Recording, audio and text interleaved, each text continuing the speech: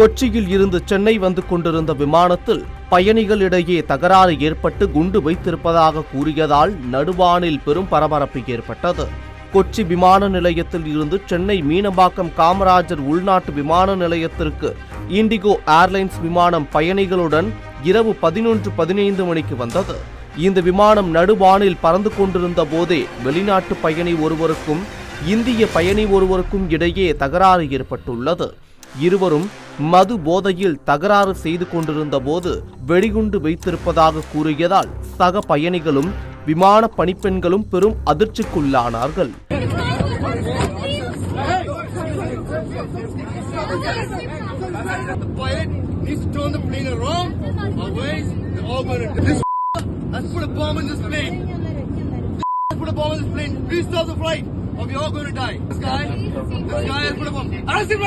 மேலும் இது குறித்து விமானிக்கு தகவல் தெரிவிக்கப்பட்ட நிலையில் சென்னை விமான நிலைய கட்டுப்பாட்டு அறையை தொடர்பு கொண்ட விமானி விமானத்தில் பயணிகள் தகராறு செய்து வெடிகுண்டு இருப்பதாக தகவல் தெரிவித்தார்.